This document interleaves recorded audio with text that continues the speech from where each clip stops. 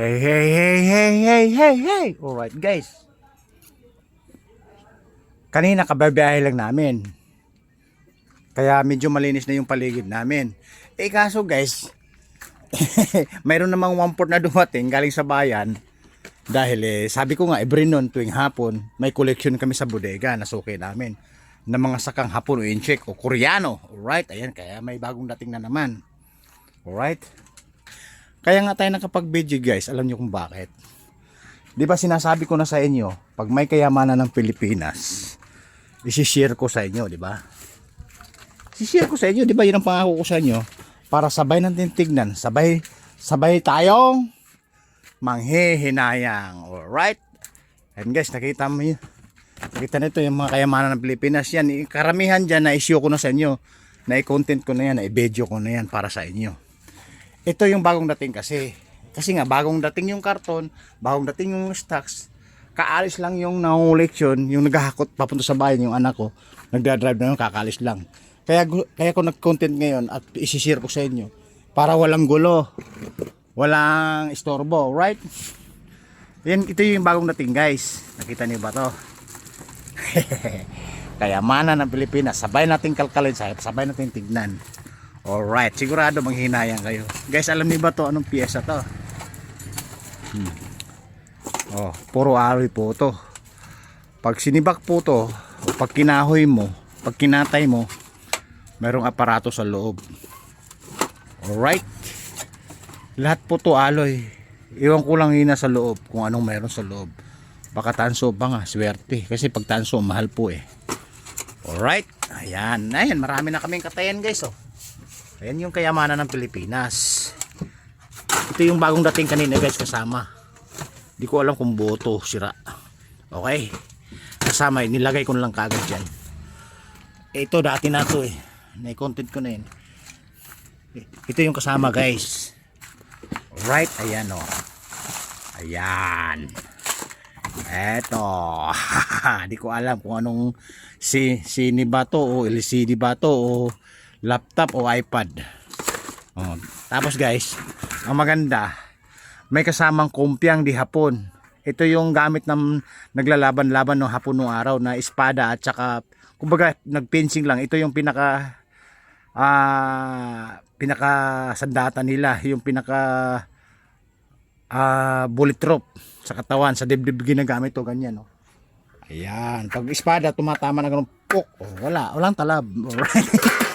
May nalalaman naman kayo sa akin no. Ito guys, nasabi ko sa inyo. Tapos may kasamang cute na umbrella. Ayan, cute na umbrella. Kita nyo naman, hindi mo ito mabili ng 20 pesos, 60, 70 hanggang 100 to. Cute na umbrella. Alright. Ay, ang maganda guys, mayroon tayong handle ng pang big bike. Yan, pang big bike ito. I-duty guys, tingnan niyo yung kamay ko. Lumit yung kamay ko. Napakalaki. Parang gumagamit dito yung parang giant raiders. Giant pang karera na tao gumagamit dito. Napakalaki pang big bike po to. Napakaswerte. Tama, kakabit ko sa double disc brake na nakatinggan na big bike ko. Ito pwede magagamit to, right? Yan. Ay. Oy, daming guys. Microphone. Hello, Mike. This. Sound check. Anybody there? Alright. Ayan, ang dami. Ang dami. Siguro, ilan yan? 5 piraso. Ay! Wow! Guys, mga cordon. Hindi ko alam kung cordon ng parang cordon ng mga cellphone no. Di ba? Bigat guys, mga 2 kilo mahigit. Bigat. Dami, ano ba yan? Ito pa pang-pito. Ay guys, ito. Pang 8. Pang microphone, pang hello mic this, anybody there? Pang siyam. Dami naman. Pang 10, mikropono din. Alright. Oh, pang 11, dami naman. Ito guys, ito ang kasama. Ito yung mga housing ng mga cellphone na hindi kinabit. Housing ng mga mga charger. Pinakakaw ng charger hindi na kinabit. O kaya iba box ng yung USB. O may remote pa ng ilaw. Okay. Ayan. Ayan, may cordon na Ayun, ito yung charger kasi double purpose. 3 lines. May pang iPhone tapos may dalawang cordon dito. Pwede yung Type C at saka Android. Kaya 3 lines. Oh, di ba? Oh, guys, ito yung yung mga kahon na mga na hindi na kinabit ng mga hindi na pinag-assemble katulad na ito. Kinatamaranan ng mga wholesaler. Sobrang daming paninda nila, kinatamaran na mag-assemble. Alright. Tapos na yung isang kahon na yun, guys. Dito tayo nag-prosente sa isang kahon. Alright. Ay guys, eto na tayo. Ito pala nilalaman na ito. Tingnan mo nga naman Kayamahan nga naman ng Pilipinas. Paldo di calibre. Yan guys walang kasamang battery. Kasi ito guys double purpose po to. Meron siyang dito kable ng ng kuryente na 40 sa 110 or 220. Alright.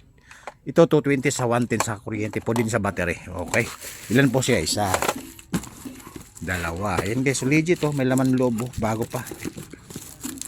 Ayan mahirap buksan naka-scotch tape pasilip na natin sa inyo. Ayan Ayan. Diba? Dalawa. Tatlo. Ayan tatlong X-Bus FMAM, right? Ayan ayan sayang guys, bagong bago. Kasi guys, pag sinabing legit, nakakahon, nakashield pa, di ba? Yan ang sinasabi ko sa inyo. Ngayon, di ba kayo manghinayang? Isang kahon na ito, tatlo na yan. Ito lalaman. Ito, apat. Apat na guys. X-Back, ayun karamihan raid. Ito kasi guys, pag binili mo kasi, paliwanag ko sa inyo, pag binili mo to sa market, hindi mo to mabili na 100. 180 hanggang 250. Alam ko yung mga wholesale na mga retail na mga presyuhan yan. Yan, walang laman. Walang laman. Ito may laman. Kulay green naman siya guys. Kakaiba sa mata dahil kulay green siya. Ayan kulay green po siya. Ayan Tapos apat yung raid. Alright. Ayan guys, hindi ba kayo nanghihinayang? Di ba? Nakita nyo naman. Yan ang sinasabi ko sa inyo. Pag may naitabi akong kayamanan ng Pilipinas, kasama natin tignan, kasama natin bulaklatin, kasama natin kalkalin, kasama natin suriin, at kasama tayong manghihinayang mula sa kayamanan ng Pilipinas. Like this. Alright. Karating lang yan kasi karating lang ng mga kahon. Kabibinta lang namin kanina ng araw ng Lunes. Alright.